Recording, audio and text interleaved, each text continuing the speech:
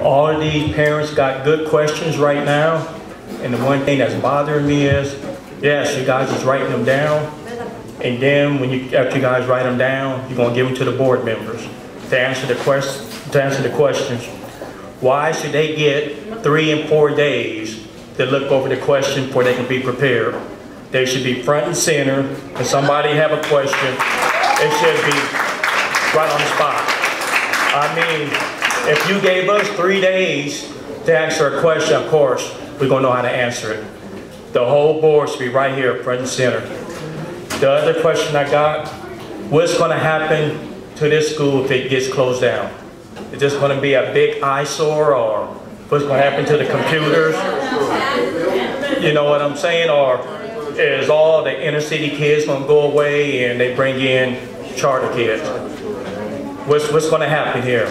You guys talking about, why are we here? Everything's about money. Are we saving money? What you gonna do, gut the school? Every time somebody break a window, you're gonna board it up? Every time we get graffiti on here, you guys gonna pay people? Or once we done here, you guys just gonna wash your hands and let them tear up the school? Nobody gonna bring down all the property value? I mean, what's gonna happen here? Nobody gonna wanna walk by this school because it's gonna be thrashed. They're gonna steal all the AC units from the roof. I mean, what we talking about money, you guys gonna spend more money trying to keep all the vandalism from tearing the school up. You know, then all the money you're gonna have to spend for security to transfer these kids to the other schools. You're not saving money. You're gonna save money if you get the other 2 schools, like they saying, to bring them here. Yes, you're saving money that way. But for this school, go over there, you guys are not saving money. Thank you. Hi again, this is Caroline Noble, and I forgot to mention that my husband that is currently serving in Afghanistan is actually as alumni here at Hopkins. So for me to go ahead and tell him, you know, he was here to support the school since they're trying to close down the school 2 years ago. But what I noticed here in slide 14, slide 16, where it says the larger schools have more money for additional staff and for additional staff and student supports. Well then, okay, larger schools have more money. Why can't they share that large amount of money to go ahead and split that money to come to smaller schools, right? Like Mark Hopkins that don't have enough students. So then you still have to go ahead and worry about, you know, to go ahead and to keep up their schools and how to go ahead in their school program. And one more thing that I would like to point out is the bullying.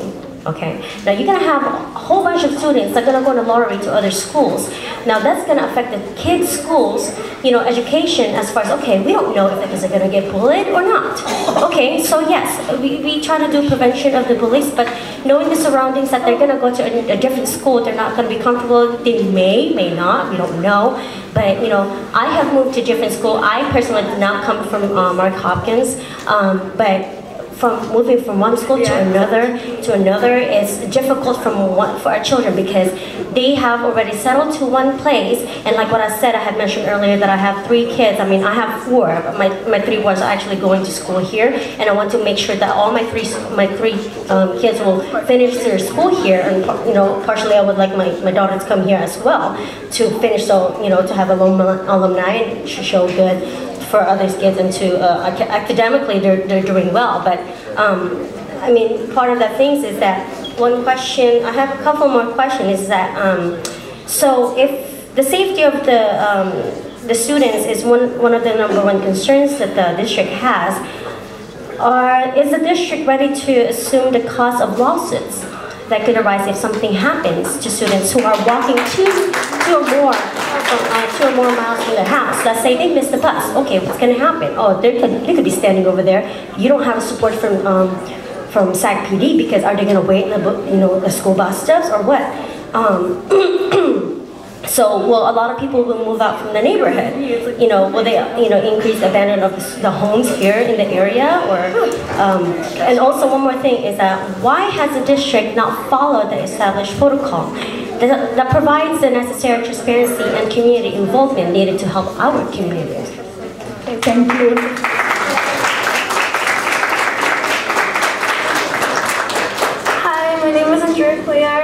I'm 10 years old. I'm in Miss Michelle's class, and I just gotta say that it's been really hard for my class to learn. We had to like split up. The 6th graders have to stay with Miss Michelle, and the 5th graders go to another class because it's so hard for us to learn. And like, if you guys like split us up, it's gonna be even harder. And that's all I have to say. Okay, thank you.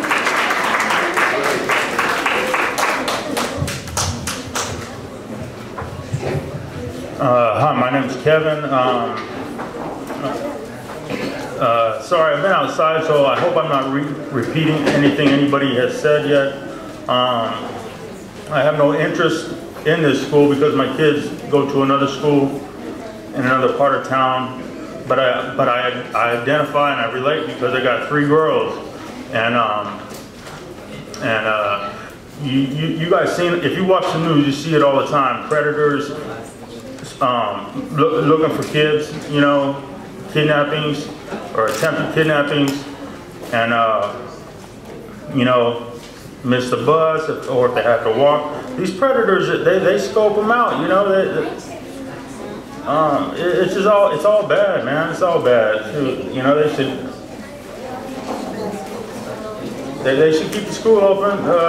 That way, you know. You know, I'm just worried. I just identify because I got kids, and if they had to walk a mile or 2 miles to school or miss a bus, and you know, I wouldn't want them out there. So that's all I got to say. Thank you. Is the school district going to send out a letter giving us options on how to keep the school open? Because I haven't received one. Thank you for your question. One more thing. This school got the best teachers, so you got to consider that, and you got to consider overcrowding the other 2 schools with our students. It could cause a problem over there too, being overcrowded. So think about that. Okay, thank you. I got one more question.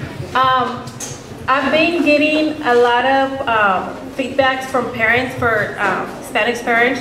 They are going to John Sloat and Bidwell, and at Bidwell there's a waiting list.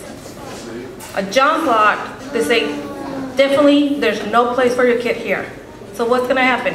Where are we going to send our kids? What other schools are we going to send them? Keep our school open, please. Okay, thank you. I understand that we were giving 2 schools to have our kids transfer if Mark Hopkins was school, but we're hoping not to have, you know, our school to be closed down. But we don't even know what types of, you know, after school or programs that they offer. So how can we even pick at the time, like, okay, it's open enrollment, a lottery. So then, of course, we don't know what we're putting our kids into a school. We just know the names. So what are they going to offer that Mark Hopkins doesn't already offer to our kids? That's Thank you. Thank you. Okay, our last comment. Thank you. Good evening, everybody. My name is Tracy Green. I have 2 kids that graduated here from Mark Hopkins, and I have a student that attends John Bidwell as well. I live right on 21st Street, and I must say, both schools have quality education and some of the most fabulous teachers you're ever going to have your children educated by. My children have excelled. They went from lower grades to straight A students, literally. Mesa, Avid has did a lot for them, and that was part of this school. And if this school closes, it's going to take away academic advantages that they learned from kindergarten on up. They're preparing them for not only middle school here at Mark Hopkins, but they're preparing them for college. They're starting now. This school, John Bidwell, I would hate for this school or any of the 11 schools to close. So if there's any solution, if we have to recycle as a community, whatever we can do as parents to save this particular school and all the other 11 schools, please do not close down Mark Hopkins. Thank you.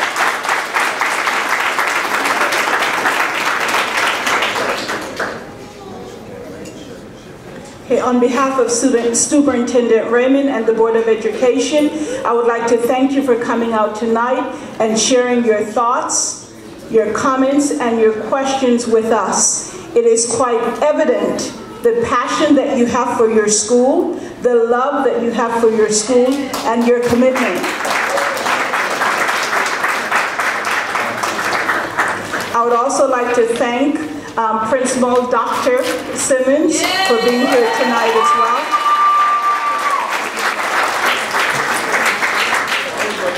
As I have shared, we will have responses. We have taken copious notes. We have also videotaped the meeting, so we will respond to each and every question, and the responses will be posted on our website, and a copy of all of the responses will be sent to the school no later than a week from tonight, which is next Wednesday. I, along with my colleagues, staff member from the Cerna Center, will remain and will be happy to capture additional thoughts, questions, and or comments that you may have before you leave tonight. Again, thank you for coming. Have a good evening.